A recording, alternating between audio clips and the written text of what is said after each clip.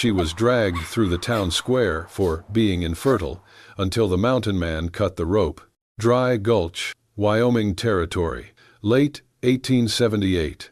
The sun hung low behind the jagged ridge, bleeding orange light across the dust-choked town square.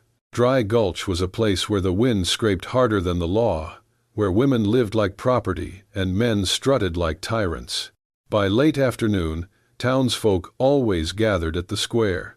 Gamblers leaning on porch rails, ranch hands spitting tobacco, women clutching shawls tight to their shoulders so their eyes could watch without seeming to. That was the stage on which the cruelty unfolded. Maribel Carter, only 24, small-framed, dark-eyed, and quiet-spoken, stood in the center of it all with her wrists bound in coarse rope.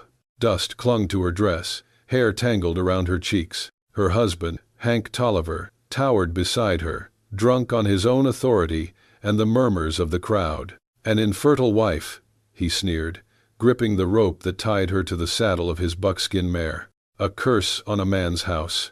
Might as well give folks a show, if she cannot give me a son.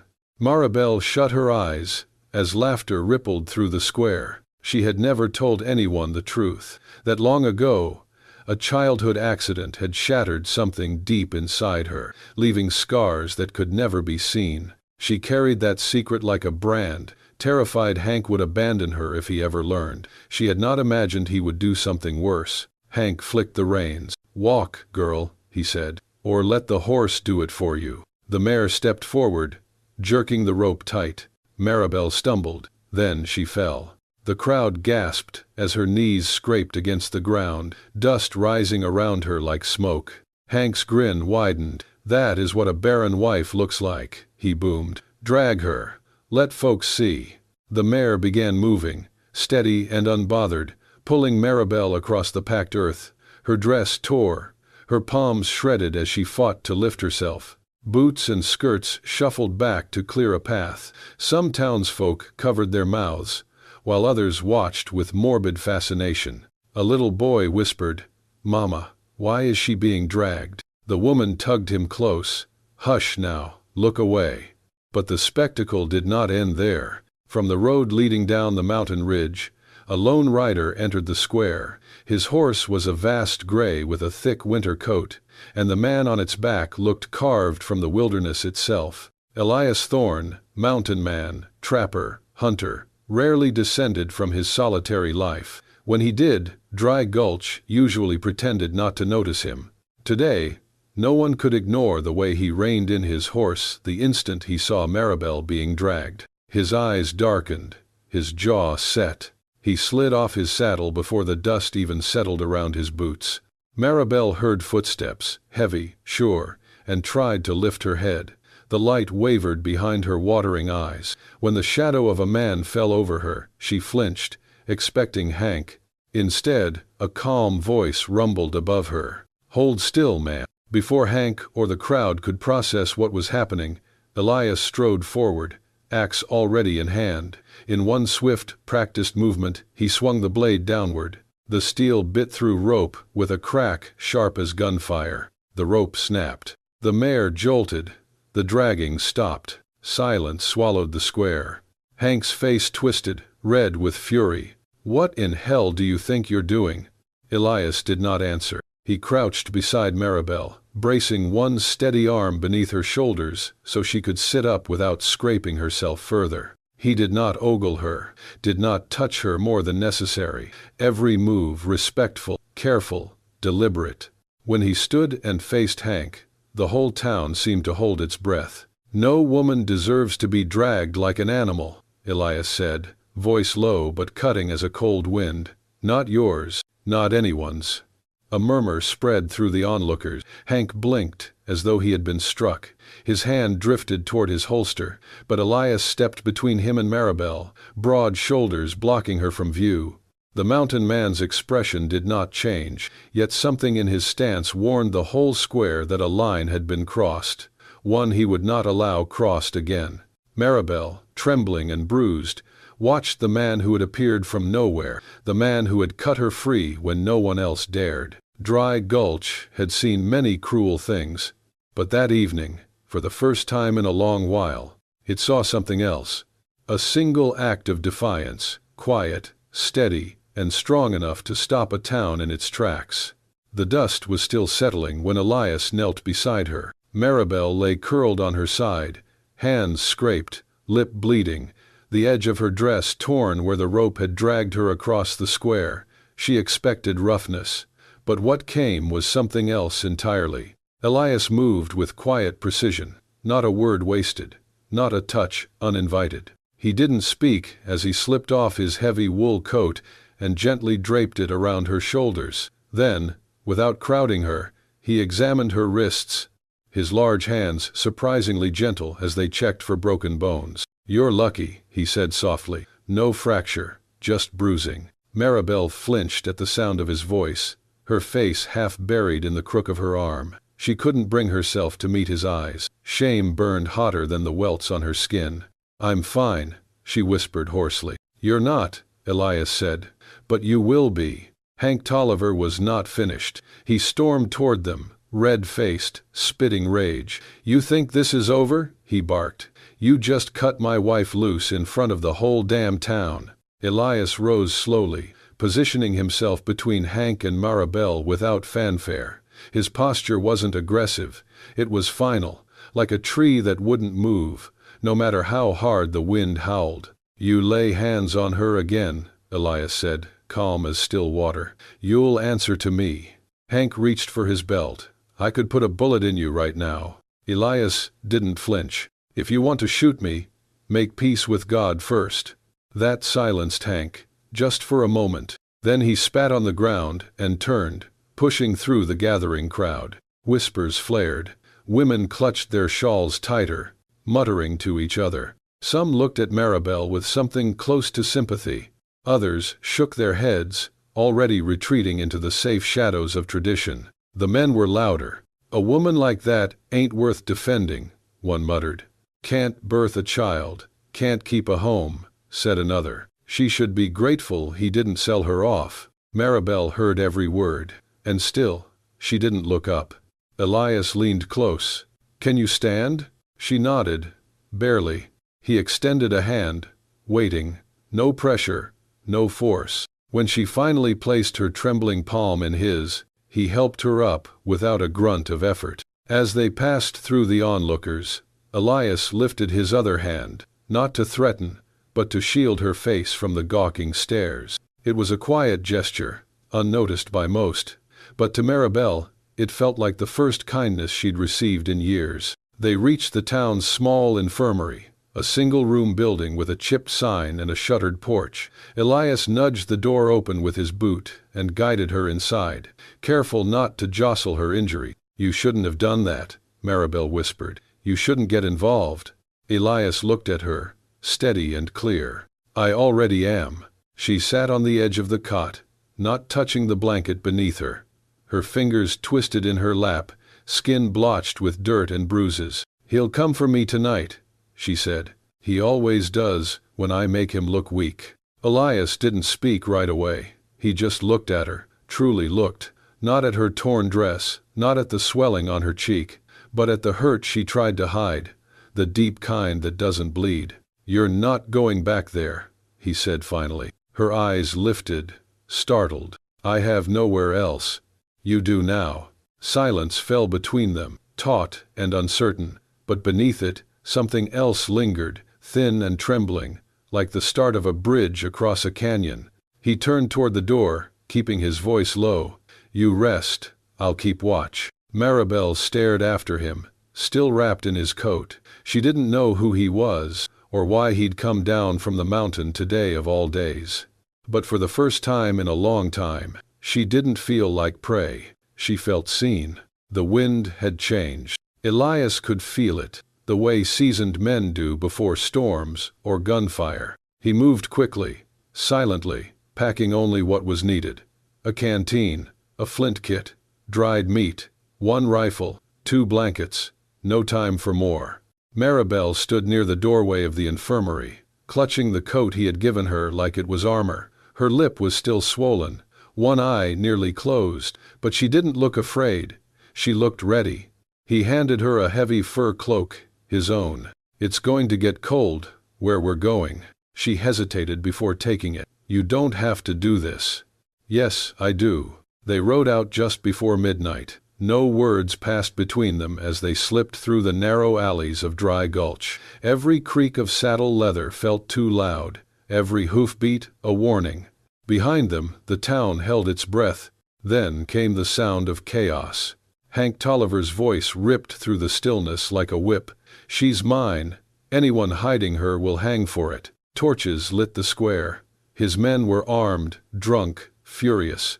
They rode in packs, kicking down doors, threatening townsfolk, shouting accusations. The town became a fever dream, glowing with firelight, echoing with fear. Women locked their children inside. Men stood on porches with rifles, unsure where to aim. Elias and Maribel took the narrow trail toward the river bend. It was rough terrain, but quieter than the main road. Elias had scouted it many times before. Suddenly, hoofbeats. "Close, too close." "Down," Elias whispered. Maribel froze. He leaned back and gently pulled her against him. "Lay flat, here, on my back. Cover the saddle. Breathe slow." She hesitated only a second, then obeyed, curling her body over his back, her hands gripping his sides. He felt her breath, fast and uneven, pressing through the layers of coat and shirt. Behind them, the thunder of hooves grew louder, then passed, missed them by yards. They stayed that way a long while, her breath warming the back of his neck, his hand still lightly holding the reins. When it was safe, he nudged the horse forward. "They'll sweep south next. We keep high." She didn't answer. Her voice had tightened somewhere in her throat. By dawn, they found a narrow cleft in the rock, a place Elias had used once in winter. Long ago.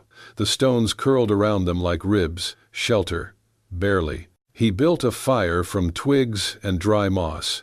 She sat near it, silent, exhausted. He unrolled a blanket, placing it between them. "I won't sleep," he said. "But you should." Maribel shook her head. "I can't." Still, she leaned back against the wall. Elias sat opposite her, sharpening his blade with slow, measured strokes. Minutes passed. Then, "Do you want to know the truth?" she asked. His eyes lifted. He said nothing, just nodded once. "My mother dropped me when I was 7. There was bleeding inside. They said I'd live, but something was damaged. I never told Hank. He wanted sons. I thought if I just prayed hard enough." She swallowed. "I thought I could fix myself." Elias set the blade down gently. "Infertility is not a crime." Her lips parted. "It shouldn't be a curse either," he added. Maribel stared at him, and suddenly her face crumpled, not with weakness, but with years of silent ache finally cracking open. Elias didn't move. He didn't reach for her, but his presence, solid, still, safe, was enough. She wiped her own tears. "Why are you helping me?" He met her eyes across the fire. "Because someone should have, a long time ago." The trail grew steeper as Elias guided the horse higher into the pines. Dawn broke pale and cold over the ridge, and with it came a hush. No torches, no hoofbeats, only the sound of wind in the trees. The cabin appeared like a shadow at the edge of a clearing. It was small but sturdy, built from thick cedar logs, chimney already puffing faint smoke from when Elias had ridden ahead last week to stock firewood. He helped Maribel down without a word. Inside, the space was spare but warm, a wide hearth, 2 chairs, a cot near the fire, shelves lined with tools, herbs, jars of dried meat, clean, lived in, safe. Elias lit the lamp and handed her a wool blanket from a chest near the wall. Then he disappeared into the back room. When he returned, he was holding a pair of worn leather shoes, the soles nearly torn through. "These are yours," he said simply, "if you want them." He sat by the fire and began sewing quietly, working a new layer of deer hide into her old soles. His hands were quick, practiced. He didn't look at her, only focused on the task. Maribel stood watching, unsure whether to sit or cry. When she finally did sit, he didn't move closer, didn't ask her anything. Instead, he got up, pinned an extra blanket to the rafters near the hearth to cut the draft, and laid down a second pelt for her to sleep on. Later, he handed her a knife, small but sharp. "I won't need this," she said. "It's not for me," Elias replied. "It's for you, if it helps you feel safe." He said it without hesitation, without irony, then turned away to tend to the kettle. Maribel stared at the blade for a long time before setting it beside her cot. That night, sleep came slowly. She lay beneath the thick blankets, listening to the fire crackle, and Elias shift occasionally on the floor across the room. He didn't snore, he didn't speak, but he stayed. Days passed. She cleaned the cabin when he was out hunting, cooked when he brought back rabbit or grouse. He gave her space, but not absence. He taught her how to tie knots, how to trap snowmelt for drinking water. He never touched her, never asked anything of her. One evening, as the wind howled outside, Elias was sharpening his axe when Maribel broke the silence. "You don't talk much," she said, not unkindly. "No need to fill space that isn't empty," he replied. She smiled, faintly. Later, while gathering kindling, she asked, "Why do you hate Dry Gulch so much?" He paused. "My sister," he said at last. Her name was Ruth. Maribel waited. She was promised to a man who owned half the mines. He beat her. No one did anything. Sheriff said she must have provoked him. "Ruth died the second winter after I left. I was too late." Silence stretched like a thread between them. Maribel's voice came small. "Then, you know." He nodded. "Enough to know people don't always get what they deserve, but they should." The next morning, fresh snow had fallen. Elias brought in chopped wood, his boots caked in frost. He paused by the doorway, eyes narrowing. Tracks, hoof prints, multiple horses. Not fresh, but not old either. He didn't say anything at first. Maribel saw the change in his face. "What is it?" He grabbed the rifle, checked its chamber. "They're coming." "Who?" He looked at her fully for the first time that morning. "Hank." Elias left early that morning, bow slung across his shoulder, boots already caked in ice by the time he disappeared into the woods. The snow had fallen quiet overnight, smoothing out the chaos of days before. Maribel stayed behind in the cabin, her ribs still sore, but her mind sharper than ever. She moved slowly, tidying up the dishes, folding the blankets, checking the kettle. But when she noticed Elias's coat tossed over the chair, something drew her to it. She wasn't sure why she reached inside the inner pocket. Maybe she expected flint or a scrap of jerky. What she found was a charm, hand-sewn from faded blue cloth, a tiny bundle wrapped in thread, the edge embroidered with one single letter, R. Maribel's breath caught. She knew that cloth. When she was young, her father had done business with the miners near Dry Gulch. She remembered a girl who visited once, kind-eyed and quiet. The girl had worn a ribbon just like this, said it was made by her mother. Her name was Ruth. The charm trembled in Maribel's fingers. She stared at the small stitching, memories colliding in her chest like storm winds. Elias returned near dusk, the door swinging open as he entered with 2 snow-covered rabbits in hand. Maribel didn't turn. "I know who she was," she said softly. Elias froze in place. "What?" "Your sister, Ruth." He stepped forward, slowly. "How?" "I met her once," Maribel said, holding up the charm. "I was maybe 9. She came with the mining supply wagon. She had this. She said her mama made it. I never forgot." Elias set the rabbits down, eyes shadowed. Maribel continued, voice shaking. "I heard her scream one night. I didn't know it was her, not then, but I remember the man who was dragging her behind the stables. He had a crooked lip, a long scar across his cheek." Elias didn't move. His breath slowed to almost nothing. Maribel whispered, "That scar. Hank has it." "Elias." Silence fell like snow. Elias's jaw tightened, his hands clenched into fists. For a long moment he didn't speak. Then, "He killed her." It wasn't a question. It was truth given breath. Maribel swallowed. "I'm sorry I didn't know then." Elias shook his head. You were a child. It's not on you. The fire crackled. He hurt you, he said after a moment. Maribel nodded. And now I know why every time I looked at him, something burned. Neither spoke again for a long while. Eventually, Elias moved to the fire, skin pale beneath his beard. We can't keep hiding, he said. Maribel's eyes lifted to his. He'll come. Elias nodded. Let him. She stepped toward him, slowly, holding out the charm. You should take this, she said. Elias's fingers brushed hers as he took it.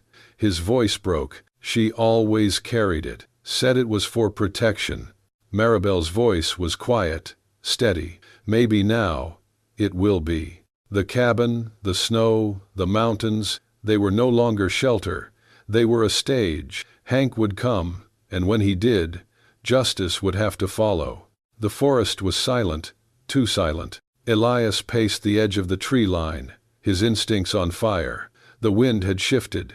Something was wrong.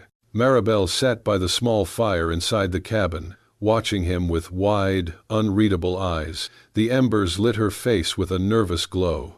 I'm going down there, she said finally, rising. Elias turned sharply. No, you're not. You can't protect me forever. His jaw tightened. You're not going anywhere near that town. Or him. He won't stop until he finds me, she whispered. But maybe if I go to him, it'll end. It'll end with you in chains again, or worse, Elias growled. I'm not letting that happen. She met his eyes for a long, painful moment. What if it's the only way to protect you? He shook his head and turned away, furious and afraid.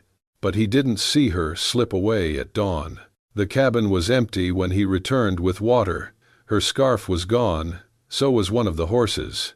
Damn it, Maribel, he hissed under his breath, heart slamming against his ribs. He followed her tracks until they disappeared in a patch of churned mud near the ridge, and there, lying in the dirt, was her scarf. Bright red, too perfectly placed.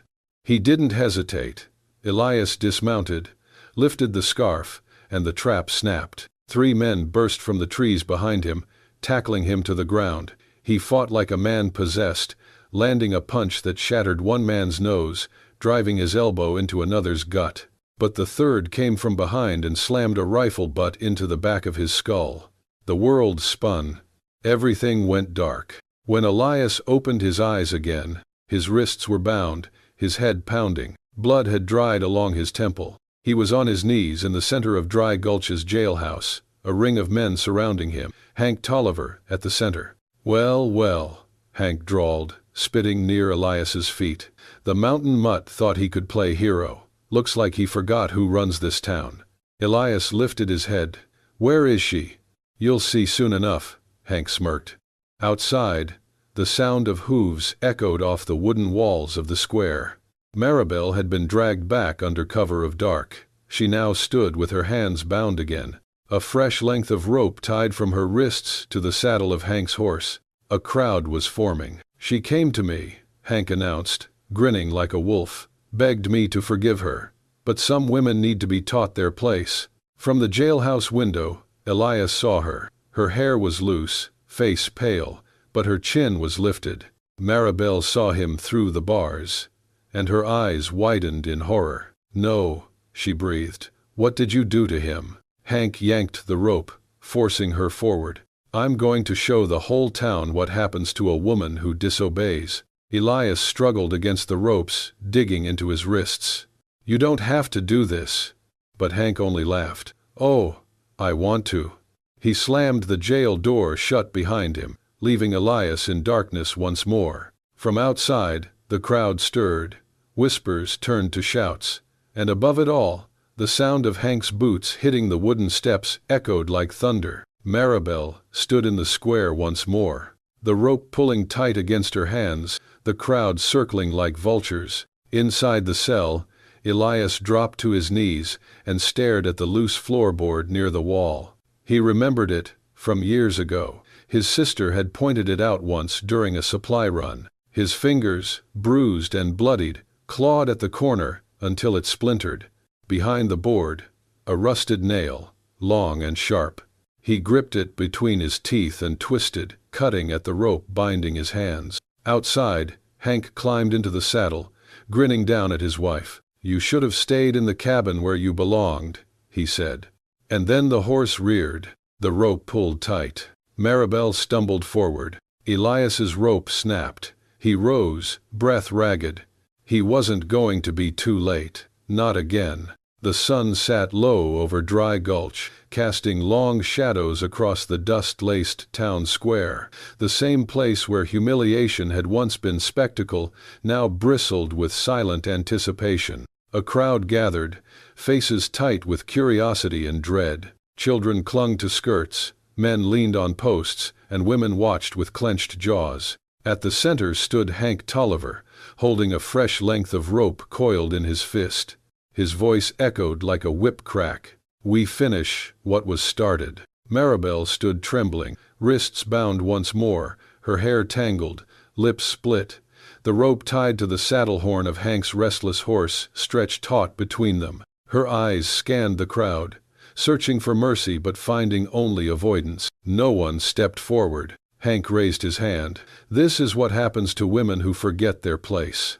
Then, a low, distant rumble. It wasn't thunder. Not this time. Down in the jail, Elias Thorne bled from both palms, fingers raw, as he worked a rusted nail into the wooden hinge of the iron cuff around his wrist. His breath was steady, jaw clenched, mind set. When the lock finally gave with a pop, he didn't pause. He wrapped his hands, burned and bruised, in his coat sleeves, picked the second lock, and stormed out through the back door of the jailhouse like a mountain wind let loose. Back in the square, the horse reared. Hank cracked the reins. The animal lunged forward, and the rope yanked tight. Maribel cried out, her knees scraping the ground as she was dragged across the coarse dirt. Gasps tore through the crowd. Dust clouded the air, and with it, the sound of thunder grew louder, not skyborn, but hoofborn. From the alley between the saloon and the post office, Elias emerged, his coat flaring like wings, axe gripped in both hands. He ran with the force of a falling tree, straight toward the galloping horse. And just as Maribel was about to be whipped into the well's stone edge, Elias leapt. One swing. The axe came down. The rope snapped. The horse stumbled and reared. The crowd screamed. Maribel collapsed onto her side, coughing and bloodied but no longer dragged. Hank turned, startled. Elias stood over Maribel, axe still in hand, shoulders heaving. His eyes were locked, not on the crowd, but on Hank. "You try that again," Elias said, voice low, "and you'll leave this square in a box." Hank spat, drawing his pistol. "She's my wife. You've got no right." Elias stepped forward, shielding Maribel with his body. "No man has the right to treat a woman like that. Not you. Not anyone." The town stilled. Maribel, on her knees, found her voice. It cracked but carried. "He did worse," she shouted. "Hank Tolliver. He's the one who hurt your sister, Elias, years ago. The girl they found by the river. It was him." Gasps rippled through the air like lightning on dry plains. Hank flinched, but his smirk didn't fade. "She lied," he growled. "That girl, she wanted it." "You killed her," Elias said, stepping forward. "She was 16. A woman from the crowd stepped into the open. Sarah Nettle. Her voice trembled but didn't break. "I saw him. Years ago. I was afraid to speak, but I saw." The last thread holding Hank's pride snapped. With a roar, he lunged, not with his gun, but a knife pulled from his boot. He charged Elias, blade flashing. Elias dodged the first swing, blocked the second. The knife sliced his arm, but he didn't falter. He threw his shoulder into Hank's chest, driving them both to the ground. The fight was brutal, fists and elbows, dirt and blood. Hank was strong, but Elias fought with something deeper, a fury born of grief, of injustice long buried. With a final heave, Elias pinned Hank down, ripped the blade from his grasp, and slammed his fist into the man's jaw. Hank went still. Silence fell. Dust floated through the air, and the town square, for the first time in years, felt clean. Elias stood, chest rising and falling. Behind him, Maribel reached shakily for his arm, not for rescue, but to steady him. The townsfolk stared, not at her in pity, but at him with awe. Justice, at long last, had stepped into the square. The town of Dry Gulch did not change overnight, but that day, the silence finally broke. In the hours after the fight, townsfolk lingered around the square in uneasy clusters. No one cheered, no one celebrated. They simply stood, watching as the dust settled and the mountain man, bloodied and breathless, helped a woman they had once watched be dragged like a broken thing. Some couldn't meet her eyes. Others nodded in solemn apology. Sarah Nettle approached Maribel first, tears streaking her face. "I should have spoken years ago," she whispered. "I'm sorry." Maribel's voice was hoarse. "You did today. That's what matters." Old Mr. Kemp, the blacksmith, removed his hat as Elias passed. "Never thought I'd see the day a man from the mountain had more honor than the ones down here." Elias didn't respond. He only looked at Maribel, and she nodded. It was time. They packed little. A blanket, some dry bread, the silver pendant Elias had retrieved from his sister's old coat, a canteen of water. The town offered more, but Elias declined most of it. Dry Gulch had already taken enough. Maribel didn't say goodbye to anyone else. There was nothing left for her in that place, not love, not safety, not even memory. They rode out just as the sky began to blush with sunset. No one stopped them. 2 days later, after riding through narrow switchbacks and dense pine, they reached the ridgeline above the valley. There, the land opened wide and wild, and a silver river snaked below like a thread pulled loose from heaven. Elias dismounted first, tying his horse to a stump. He offered a hand to Maribel as she climbed down, and she took it, the cold wind catching her coat. They stood together in the open air, the whole world quiet but for the rustle of leaves and the sound of their breath. Maribel wrapped her arms around herself, not from cold, but from everything still lodged inside her. Then she felt it, his hand, brushing lightly against hers. He didn't take it. He let it rest there, waiting. She looked up at him, searching. His voice came low, rough, but soft with meaning. "If you walk these mountains with me, you will never be dragged again." A beat passed, a breath, then she placed her hand in his. "Then here is where I begin." They didn't kiss. There was no embrace, only the silence of understanding and the weight of what they'd both survived. Together, they took their first steps toward the cabin in the trees, away from judgment, away from cruelty. One step, then another. No promises beyond what was real, no vows carved in stone, just a hand held in peace. In strength, in choice. The sun slipped lower, painting the horizon in gold. And as they walked into the dusk, their shadows stretched long behind them. Two people no longer running, only walking forward, together, and somewhere far below, the silver river whispered its quiet blessing. And that was the story of a woman broken by cruelty, and the mountain man who reminded her she was never meant to crawl. If this tale of quiet bravery, fierce love, and redemption beneath a silver sky moved your heart, hit that hype button. Let the echo of their footsteps reach more souls who need a reminder that dignity is worth fighting for. And don't forget to subscribe to Wild West Love Stories, where every frontier tale is soaked in grit, grace, and the kind of love that rises from the dust stronger than ever. We'll see you down the trail for the next one.